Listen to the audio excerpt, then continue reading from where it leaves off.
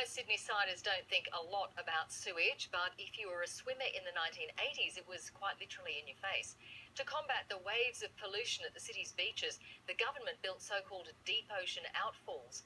Now, 25 years later, Sydney Water's trying to work out if the $300 million investment was money well spent. Fancy a dip? Before 1990, scenes like these weren't unfamiliar to some Sydney swimmers. Manly was like a septic tank. It was dreadful. The state government spent more than $300 million building 3 deep ocean outfalls to pump sewage away at Bondi, Malabar and North Head.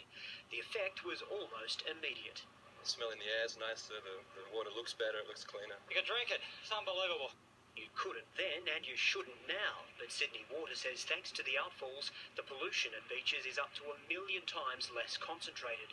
These are the diffusers then, and here they are today, pumping sewage 3 kilometres off North Head. Thanks to this robot, the crew can inspect the diffusers without even getting wet.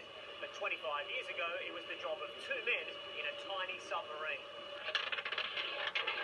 They do a maintenance check of these nozzles every 6 months, and they've become very familiar with Sydney's sewage, perhaps too familiar. It's an early morning discharge, so it's quite light. So is this people's breakfast? No, it'll be the remains of their dinner last night. There's about an 8-hour delay. The system's had its critics. Even today, the sewage only passes through basic treatment. And there's nothing wrong with human waste going into the ocean as long as it's diffused well. Now Sydney Water's trying to measure the economic benefits of increased tourism and fewer health complaints.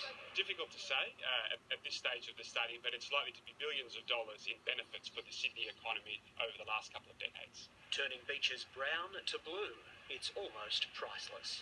Nick Dole, ABC News. It's a tough story, not a single pun. Let's look at the weather now.